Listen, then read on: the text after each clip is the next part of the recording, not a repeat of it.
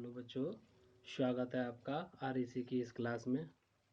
तो आरएसी में हमने लास्ट क्लास में प्रीवियस चैप्टर फिनिश किया था। तो आज हम नया चैप्टर स्टार्ट करते हैं इस क्लास में। ठीक, तो आज हम नया चैप्टर स्टार्ट करते हैं। चैप्टर का नाम है वेपर एब्जॉर्प्शन सिस्टम।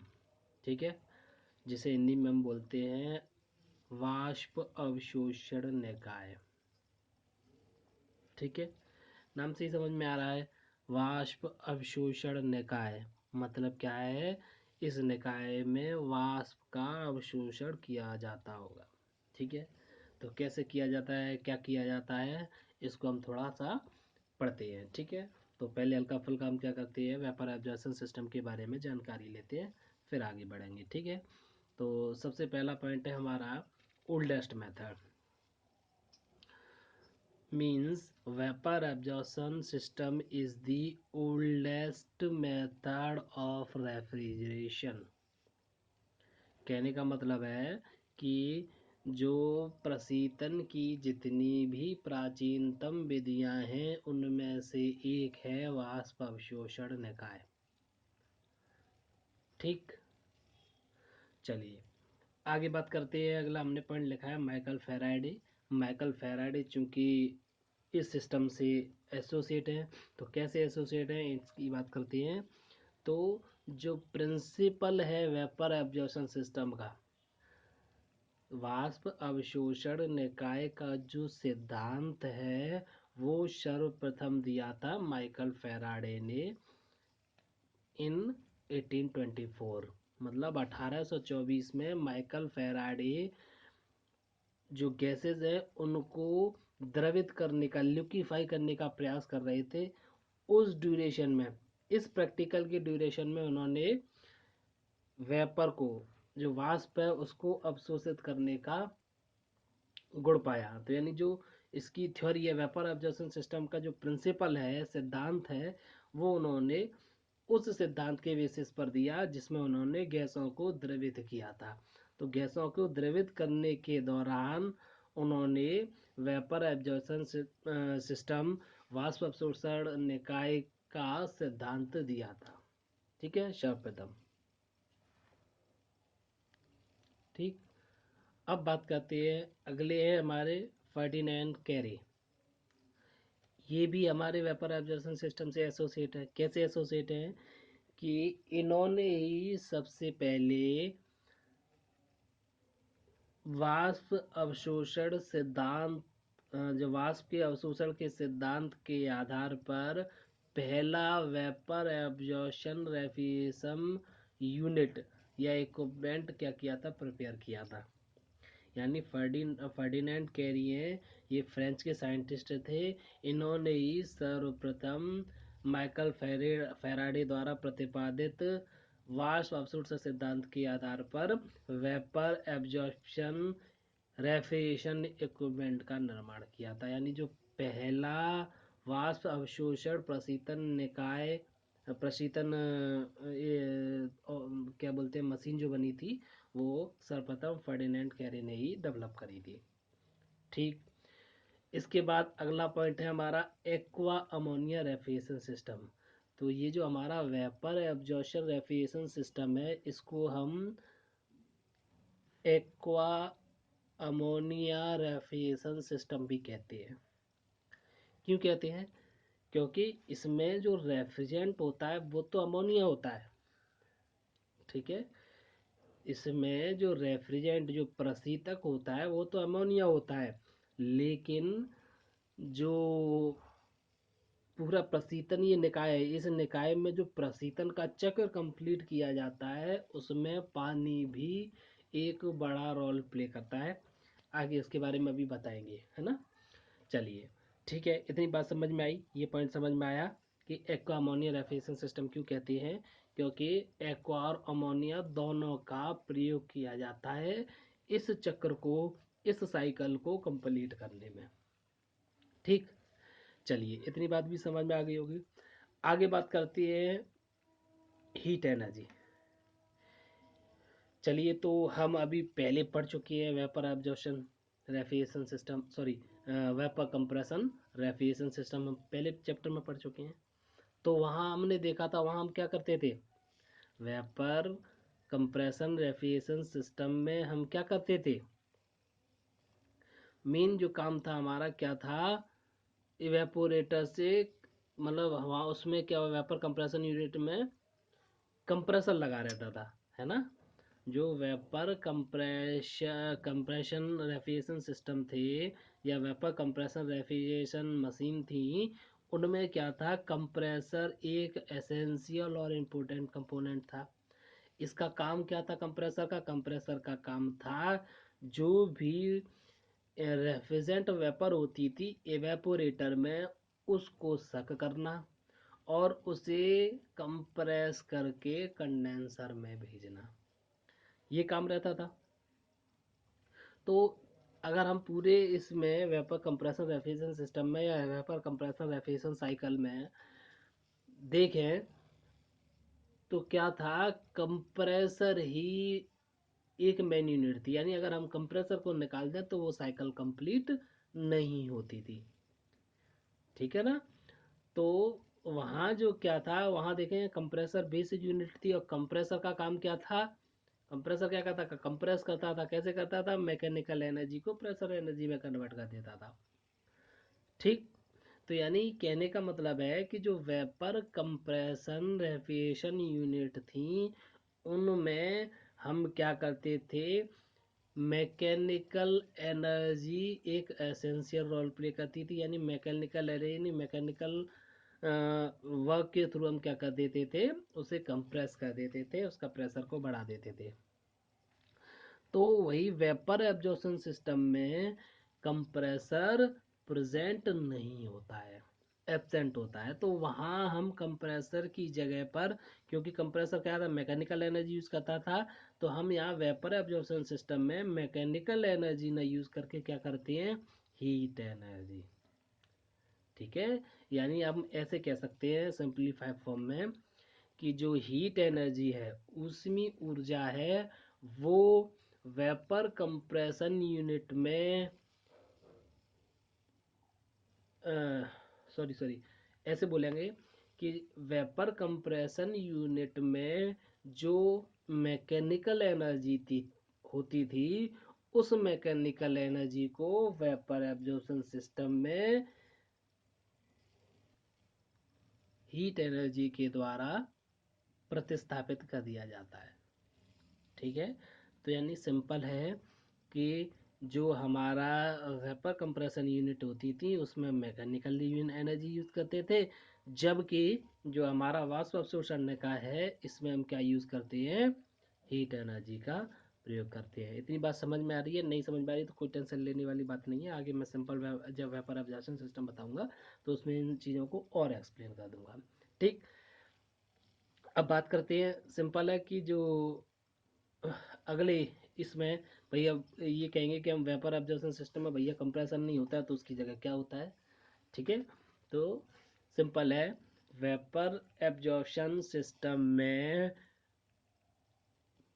तीन चार चीज़ों को कंप्रेसर के द्वारा रिप्लेस किया जाता है, यानी कंप्रेसर यूनिट को निकाल के अगर हम क्या करें, वेपर कंप्रेशन साइकिल में कंप्रेसर को निकाल लें और उनकी चार इक्विपमेंट से उनको रिप्लेस कर दें तो वो क्या बन जाता है, वेपर एब्जॉर्प्शन सिस्टम की तरह बन जाता है, ठीक है। तो कंप्रेसर को जिन चार यूनिट से रिप्लेस किया जाता है वो है आप, पहला है एब्जॉर्बर, यानी जो कंप्रेसर को रिप्लेस करती है वेपर एब्जॉर्प्शन सिस्टम में वो चार इक्विपमेंट हैं। पहला है एब्जॉर्बर, दूसरा है पंप, तीसरा है जनरेटर और चौथा है प्रेशर रिड्यूसिंग वाल्व, ठीक है। तो चारों के बारे में आपको एक एक करके बताते हैं। तो पहली बात करते हैं हम एब्जॉर्बर की, जिसे हम अवशोषक कहते हैं।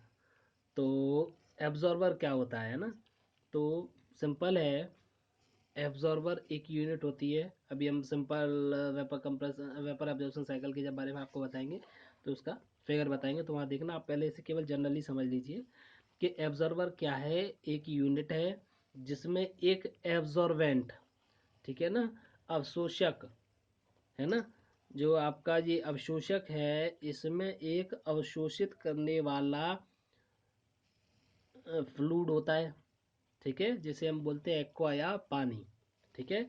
तो यानी जो एब्जर्वर क्या है, एक यूनिट है जो क्या करती है, अवशोषित करने का, इसमें एक अवशोषक होता है, एक अवशोषित अवशोषित पदार्थ होता है जो क्या करता है, दूसरे मटेरियल दूसरे फ्लूइड को क्या करता है, अवशोषित करता है, ठीक। उसके बाद हम बात करते हैं पंप की। तो पंप क्या है, सिंपल है। पंप पंप क्या है, जो हमारा लिक्विड रेफ्रिजरेंट होता है उसको उसको लो प्रेशर से हाई प्रेशर पर ट्रांसफ़र करता है। पंप का काम क्या है, लो प्रेशर लिक्विड सॉल्यूशन को क्या करता है, हाई प्रेशर पर ट्रांसफ़र करता है, ठीक। समझ में आया पंप क्या होती है, पंप का काम क्या होता है। अगला इक्विपमेंट है हमारा जनरेटर।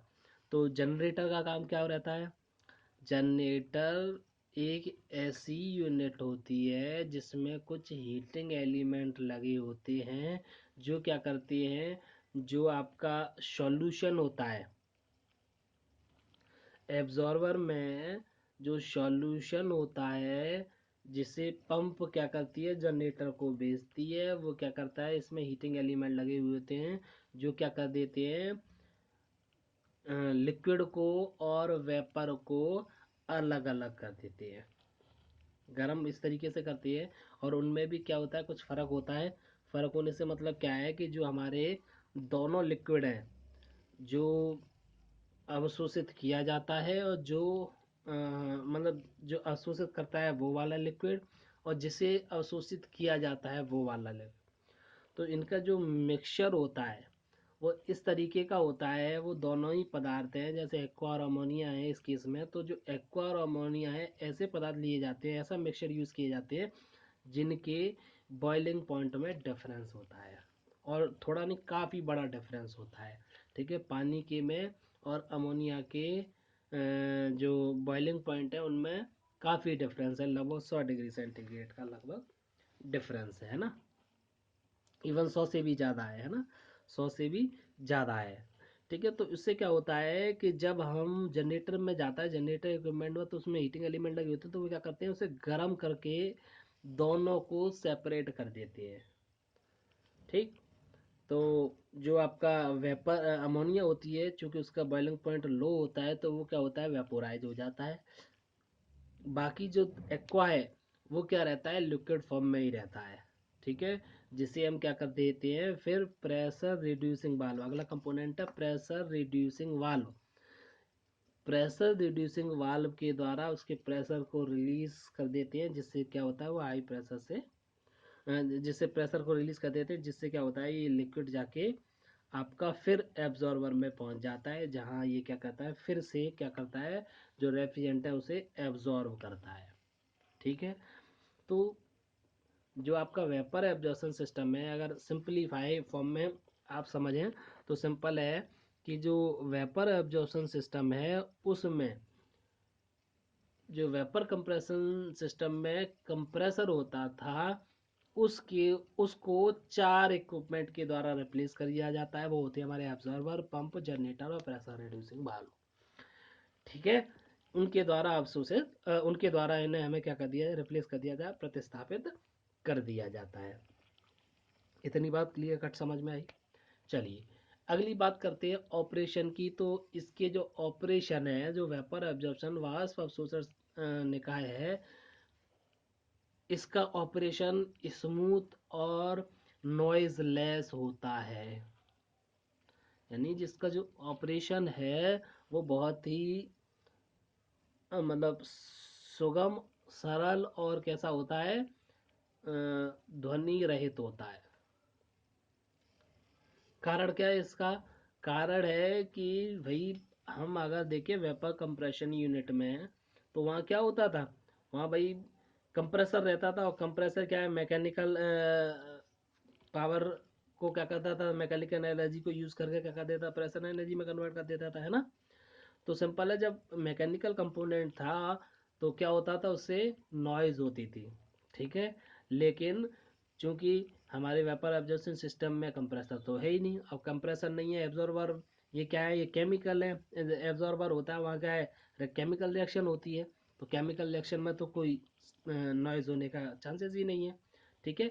तो इस तरीके से क्या होता है कि जो इसका ऑपरेशन है वो क्या हो जाता है, स्मूथ और नॉइजलेस हो जाता है। क्लियर है। अगली बात करें तो अगला है हमारा पॉइंट है वॉल्यूम ऑफ वेपर। वहाँ भी हम वॉल्यूम ऑफ वेपर को कंप्रेस करते थे। जो वेपर कंप्रेशन यूनिट होती थी वहाँ हम क्या करते थे, जो हमारा रेफ्रिजरेंट की वेपर होती थी उसको कंप्रेस करते थे, और वो क्या होता, लार्ज वॉल्यूम ऑफ वेपर होता था। जो रेफ्रिजरेंट की वेपर होती थी उसकी जो वॉल्यूम है वो काफ़ी ज़्यादा होता था, जिसे हम कंप्रेसर से कंप्रेस करते थे, ठीक है। अब ज़्यादा वॉल्यूम होता था उसका तो वो क्या होता था, हमें रेफ्रिजरेशन कैपेसिटी या रेफ्रिजरेशन इफेक्ट भी ज़्यादा देती थी, तो उससे ऑब्वियसली उसकी रेफ्रिजरेशन कैपेसिटी बढ़ जाती थी, ठीक है। तो अगर हम बात करें उसी की, तो हमारी जो रेफ्रिजरेशन कैपेसिटी है वेपर एब्जॉर्प्शन सिस्टम की, वो क्या होती है, कम होती है। क्यों होती है, क्योंकि इसमें जो वेपर वॉल्यूम ऑफ वेपर है, जो रेफ्रिजरेंट की वेपर का वॉल्यूम है, आयतन है, वो क्या रहता है, कम रहता है, इसलिए ये कम रेफ्रिजरेशन इफेक्ट देता है, इसीलिए इसकी रेफ्रिजरेशन कैपेसिटी कम होती है। और सीधी बात है कि अगर ये कम वेपर को एब्जॉर्ब कर रहा है तो पावर भी कंजप्शन भी इसमें, क्योंकि वहाँ हमें पावर कंजप्शन क्या, वहाँ क्या लगा रहता था भाई, कंप्रेसर लगाता रहता था, जिसमें हम मैकेनिकल पावर दे देते थे। हम तो क्या करते थे, इलेक्ट्रिकल एनर्जी को मैकेनिकल एनर्जी में कन्वर्ट कराते थे, तो हम पावर सप्लाई करते थे, है ना। तो वहाँ क्या होता था, पावर कंजप्शन ज़्यादा होता था, लेकिन हमने यहाँ पावर कंजप्शन बिल्कुल ख़त्म कर दिया, यानी यहाँ पावर कंजप्शन क्या होता है, लेस होता है। यहाँ केवल क्या है, एक पंप यूनिट ही ऐसी है जिसमें थोड़ा बहुत पावर का कंजप्शन होगा, बाकी और कोई यूनिट है ही नहीं भाई। हमने बाकी 4 यूनिट करी हैं, तो एब्जॉर्बर में कोई पावर की ज़रूरत नहीं है, पंप जनरेटर में कोई पावर की ज़रूरत नहीं है, और प्रेशर रिड्यूसिंग वाल्व में भी कोई भी पावर की ज़रूरत नहीं है, ठीक। तो सिंपल है कि जो पावर कंजप्शन है ऑब्वियसली क्या होगा, वेपर एब्जॉर्प्शन सिस्टम में कम होगा। क्लियर है, इसमें कोई दो राय है नहीं, ठीक है। चलिए, तो ये हमारा क्या हो गया, बेसिक जानकारी हो गई वेपर एब्जॉर्प्शन सिस्टम के बारे में, ठीक। चलिए, तो इस वीडियो को हम यहीं रोकते हैं। अगले वीडियो में हम क्या करेंगे, सिंपल वेपर एब्जॉर्प्शन सिस्टम के बारे में आपको फिगर बताएंगे, उसके सारे इक्विपमेंट को बताएंगे। तो उससे पहले आप इन सारी चीज़ों को अच्छी तरीके